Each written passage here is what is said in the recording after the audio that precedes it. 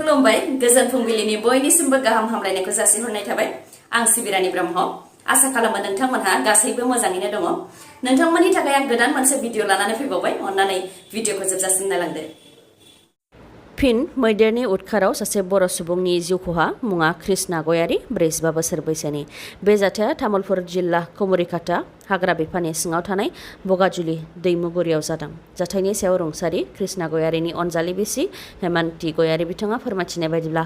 मैदेरनि गाग्लोबनाय जाथाया सोरांसि 2:30 रिंगासो समाव जादों बे समाव बिथांमोनहा उन्दुगासिनो दंमोन उन्दुबाय थानाय समावनो मानै मैदेरा न'नि इन्जुरखौ हरखाब बोखारफैदों लोगो लोगो बिथांमोनहा न' सिंनिफ्राय ओंखारबोनानै खामसालियाव थाफैदोंमोन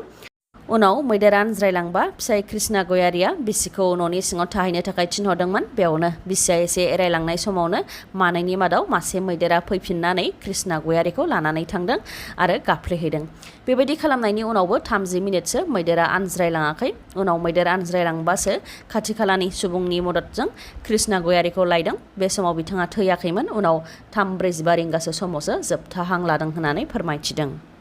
फोरमायथिबावनाय बायदिब्ला बे हराव मैदेरा कृष्णा गयारीखौ बुथारनानै न' बां सिफायलांनायनि अनगायैबो गुबुनफोरनि गोबां न' बांफोरखौबो सिलिंखार खालामनानै गालांदों मैदेरनि गाग्लोबनायजों जिउ गोमानाय जाथायखौ खौरां मोननानै हाग्रा बिफाननिफ्रायबो नुजाथिफैदों आरो सोरखारनि फारसेनिफ्राय जि अनसुंथाइ होनांगौ बेखौ थाबैनो होनो थाखायबो खोथा होलांदों सोरखारजों थाफानानै गोबां खामानि मावनायनि उनावबो जेबो फिथाइ मोननो हायाखै जायनि थाखाय सोरखारनि जानानै खामानि मावनो गोसो गैला बे खोथाखौ फोरमायथिदों सुबनखाता भिजिटिसिनि मेम्बारा मख'नो गोनांदि बावैसो सिगां मेम्बारफोरनिफ्राय रां लानाय आरो बिपिएफनि बारग' एमसिएलएजों गारियाव गाखोफानानै बेरायनायनि थाखाय बाक्सा जिल्लानि 25 नं बागानपारा बिटिसि बियाबनि सिङाव थानाय सुबनखाता भिजिडिसिनि मासिगिरि राजु दैमारिखौ मासिगिरि बिबाननिफ्राय बोख्लायदोंमोन बेखौ लानानै राजु दैमारि बिथाङा खेंफोरथि होफैफिनदों बिथाङा फोरमायथिदों दि 5 बोसोर सोरखार सालायनायाव भिजिडिसिनि चेयारमेन आरो मेम्बारफोरनो मा होगोन बेखौ सोरखारा दासिमबो जेबो रोखा खालामाखै जायनि थाखाय 1 बोसोर खस्थ' खालामनानैबो सोरखारनिफ्राय जेबो मोनैनि थाखाय मेम्बारफोरा मावख'आव फैयै जादोंमोन बेनिखायनो भिजिडिसियावनो सावरायलायनानै एमजिएनरेगानि खामानिफोरखौ माखासे रायजो राजाफोरनो होनानै माखासेखौ मेम्बारफोरानो मावनो थांखि लादोंमोन आरो बे लेखायैनो सावरायलायनायनि गेजेरजों मेम्बारफोरनिफ्राय 5,000 राङै लानाय जादोंमोन होननानै फोरमायथिदों बेनि अनगायैबो UPPLआव थानानै गोबां खामानि मावनायनि उनावबो जेबो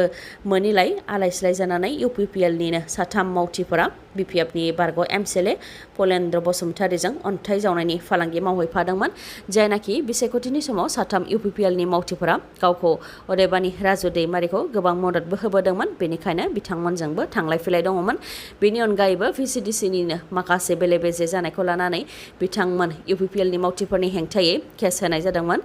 बे केसखौ बोखारफिननो थाखाय खावलायनायलाय केस बोखारनायनि खामानि मावनो थाखाय बिथांमोनजों थांलाय फैलाय खालामनाय जादोंमोन जेराव बिपिएफनि बारग' एमसिएलए बिथाङाबो थांफादोंमोन बेखौनो गोरोन्थि बुजिनानै बिबाननिफ्राय बोख्लायदों होननानै बुंथि बिथाङा मासिगिरि राजु दैमारिनि अनगायैबो भिजिडिसिनि मेम्बार बिथाङाबो बुंथिदों दि UPPL दोलोनि जानानै गोबां खामानि मावनायनि उनावबो सोरखारनिफ्राय जेबो मोननो हायाखै लोगोसे फोरमायथिबावदों दि एमसिएलए खाथिराम बर'खौ नोरोम आखुनि साननानै सान हर मदद होनानै बिसायख'थियाव देरहासार होदोंमोन नाथाय देरहाखांनायनि उनाव जेबो नायफिनाखै बेराफारसेथिं खामानि मावग्राफोरखौ बिथाङा बोख्लायबाय थायो बेबायदि बोख्लायबाय थायोबा जौगानायनि खामानिया माबोरै मावजागोन होननानैबो बुंथियो बिथाङा नगाव सहराव शिव पार्बतीनि महर लानानै बेसेन बांनायनि हेंथा सोमावसारनायनि दायाव शिव पार्बतीनि महर लागिरिफोरखौ हमदों मख'नो गोनांदि मुवा बेसादनि बेसेन बांनायनि हेंथायै गुबुन रोखोमै सोमावसारदोंमोन सोमावसारगिरिफ्रा सानै हौवारि हिन्जावा शिव आरो पार्बतीनि गाननाय जोमनाय गाननानै बाइकजों फैनानै लामा ससेयाव पेट्रल डिजेलनि बेसेन बांनायखौ लानानै नांज्लायनायनि फावथिना खालामनानै आसाम सोरखारनि हेंथायै खुद्रिदोंमोन महादेब आरो पार्बतीनि महर लानानै लामा गेजेराव बेबायदि फावथिना खालामनायखौ लानानै नगाव जिल्ला बिजेपि युवा मर्चाया नगाव पुलिस थानायाव गसर होदोंमोन बेनि उनावनो फावथिना दिन्थिग्राफोरखौ नगाव पुलिसा हमदों शिव पार्बतीनि बेबायदि महर लानानै बेबायदि सोमावसारनायजों हिन्दु धोरोमखौ मान होयि खालामनाय जादों आरो बेजों हिन्दु धोरोमारिफोरखौ दुखु मोनहोनाय जादों होननानै फोरमायथिदों मख'नो गोनांदि शिव पार्बतीनि महर लानानै फावथिना खालामग्राफोरा फाव दिन्थिनाय बायदिब्ला सानैजों बाइकजों फैनायाव लामा ससेयाव मटर साइकेलनि थावा जोबनानै होयो बेनि उनावनो शिव पार्बतीनि गेजेराव नांज्लायलायनायबो जायो जेराव थाव सोनो थाखाय रां हरिनि पार्बतीनि बिफाखौबो रायो महादेबनि महर लानाय सुबुङा जायनाखि भारतआ सुबुं खुंथाय हादर बिथांमोनहा जुदि सुबुंखान्थिजों सोमावसारोमोनब्ला बेयाव बुंनो गोनां जेबो गैयामोन होननानै बुंथि बिथांमोनहा नाथाय गाव गावनि उदै सुफुंनो थाखाय धोरोमखौ लानानै बेबायदि खालामनायखौ गनायनो हाया बेनिखायनो नगाव पुलिस थानायाव गसर थिसननाय जादोंमोन आरो बे लेखायैनो नगाव पुलिसाबो शिव पार्बतीनि फाव दिन्थिग्राफोरखौ हमदों होननानै फोरमायथिदों नगाव जिल्ला बिजेपि युवा मर्चाया। गणेश दैमारिया दुलाराय बाथौ गौथुमनि सासे सोद्रोमा नङा बेखौ थाबैनो रायजो राजानि सिगाङाव फोरमान होगोन आरो गणेश दैमारिया सोरनिबा एजेन्ट महरैसो खामानि मावगासिनो दं बेखौ फोरमायथिदों दुलाराय बाथौ गौथुमनि गाहाय फोसावदिं नेहाथारि कान्तेश्वर बरगयारि बिथाङा। मख'नो गोनांदि दुलाराय बाथौ गौथुमनि गाहाय नेहाथारि गणेश दैमारिया RSSनि दैदेनगिरिफोरजों जथायै महासभा खुंदोंमोन जेराव गाहाय आलासि महरै बाहागो लानाय सत्यरन्जन बराया बर' ख्रिस्टियानफोरनि हेंथायै माखासे खोथा बुंथिदोंमोन जायखौ लानानै गुबुन गुबुन आफादफोराबो बिथांमोनखौ सोंखारिदोंमोन बेखौ लानानैनो दुलाराय बाथौ गौथुमनि गाहाय फोसावदिं नेहाथारि कान्तेश्वर बरगयारि बिथाङाबो खौरांगिरि मेल खुंदों आरो फोरमायथिदों दि गणेश दैमारिया दुलाराय बाथौ गौथुमनि सासे सोद्रोमाबो नङा आरो बेखौ थाबैनो रायजो राजाफोरनि सिगाङाव फोरमान होगोन बियो सोरनिबा एजेन्ट महरैसो खामानि मावगासिनो दं होननानै फोरमायथिदों। दुलाराय बाथौ गौथुमनि आफादगिरिया परमेश्वर ब्रह्म आरो गाहाय नेहाथारिया बसन्त स्वर्गियारिसो होननानैबो फोरमायथिदों नाथाय गणेश दैमारिया दुलाराय बाथौ गौथुमनि मुं लानानै बर'फोरनि खौसेथिखौ सिफायनो आरो थेर बेथेर खालामनो थाखाय खैसार खालामदों। दुलाराय बाथौ गौथुमनि मुं लानानै बर' बाथौ आरो बर' ख्रिस्टियाननि गेजेराव खौसेथिखौ थेर बेथेर खालामनो थाखाय जि खैसार खालामदों बेखौ दुलाराय बाथौ गौथुमा सोंखारियो होननानै फोरमायथि बिथांमोनहा। बेनि अनगायैबो गणेश दैमारिया सोरनिबा एजेन्ट महरैसो खामानिफोरखौ मावगासिनो दं आरो बेयाव सोरबा गिदिर मानसियानो गाइखेर दौगासिनो दं जायनि थाखाय बिथांनाव गंथाम गारि दं रङियायाव राजमहल बायदि गेदेर बिल्डिं लुगासिनो दं बेनि अनगायैबो दिल्ली माद्रास गुजरात नेपाल बायदिफोराव फ्लाइटजों मिटिंफोराव थांलाय फैलाय खालामो जानो हागौ सोरनिफ्रायबा गणेश दैमारिया अनसुंथाइ मोनदों बेनिखायनो बेफोर राङा बबेनिफ्राय फैदों बेनि सायाव नायबिजिरनाय जानांगौ होननानैबो बुंथिबावो कान्तेश्वर बरगयारि बिथाङा। मानास नेशनेल पार्कनि दावबायारिफोरनि हाबनाय फिस आरो जिपसि साफारिनि फिसखौ बांहोनो बिटिसि सोरखारनि थांखि लानायनि हेंथायै खुद्रिसारदों। Manas jeep safari association, hotel association, guide association, driver गौथुम, आसु, एबिएमसु आरो गुबुन गुबुन आफाद गासै मोनजि आफादजों लोगोसे रायजो राजाफोरा मानास बासबारि हाग्रा बिफाननि मावखुलियाव खुद्रिसारदों। सोमावसारगिरि बिथांमोनहा फोरमायथिनाय बायदिब्ला थांनाय 5 जुलाइआव बिटिसि सेक्रेटारिनिफ्राय मोनसे नटिस ओंखारदों जायनि गेजेरजों मानास नेशनेल पार्कनि टेक्सखौ बांहोनो थाखाय बिटिसि सोरखारा थांखि लादों। बिटिसि सोरखारा टेक्स बांहोनायनि थाखाय लानाय थांखिखौ थाबैनो बोखांनानै लाफिननांगौ होननानै दाबि खालामदों बिथांमोनहा मानोना मानास नेशनेल पार्कखौ रैखाथि खालामनोबा आरो जौगाखांहोनोबा बिटिसि सोरखारा मानास नेशनेल पार्कआव दावबायारिफोरनि एन्ट्रि फिस आरो साफारिनि बेसेन बांहोनायखौ खमायनो नांगोन नङाब्ला दावबायारिफोरा फैनाया 80% खम जागोन होननानै फोरमायथियो। बेनि अनगायैबो टेक्स बांहोनायनि थाखाय प्राइभेट जिपसि साफारिखौ बन्द खालामनो गोनां जाबाय आरो जिपसि साफारिखौ गासैखौबो बन्द खालामोब्लानो दावबायारिफ्राबो फैनाय नङा होननानै बुंथिदों। लोगोसे मानास नेशनेल पार्कजों गं 500सो नखरफोरानो सोमोन्दो दं नाथाय बिटिसि सोरखारा टेक्स बांहोनायजों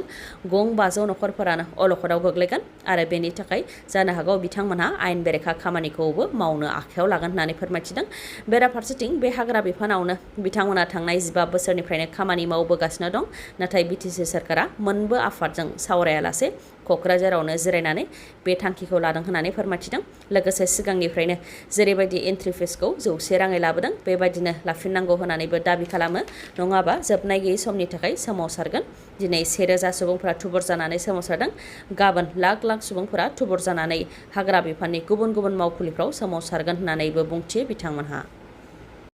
श्रीलंकायाव दुंहाव थासारि श्रीलंकानि प्रेसिडेन्ट गटाबाया राजापाक्सा बिथाङा गावनि न'खौ गारनानै खारनो गोनां जाबाय।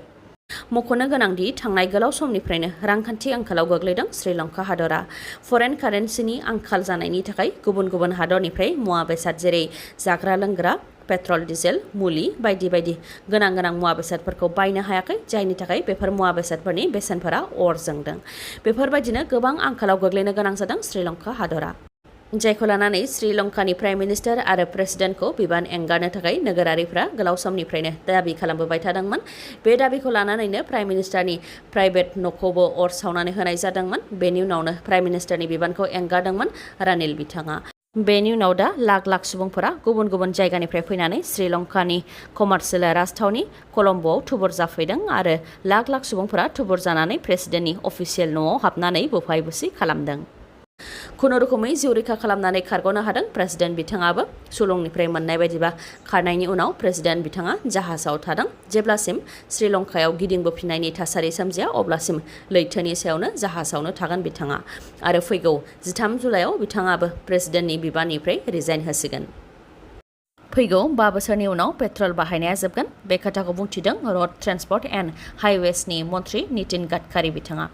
महाराष्ट्र डक्टर अफ साइन्स डिग्रीखौ आजावनाय समावनो मिरु मन्थ्रि नितिन गडकारि बिथाङा बे खोथाखौ फोरमायथिदों लोगोसे बिथाङा फोरमायथिबावदों दि ग्रीन फुएल जेरै ग्रीन हाइड्रजेन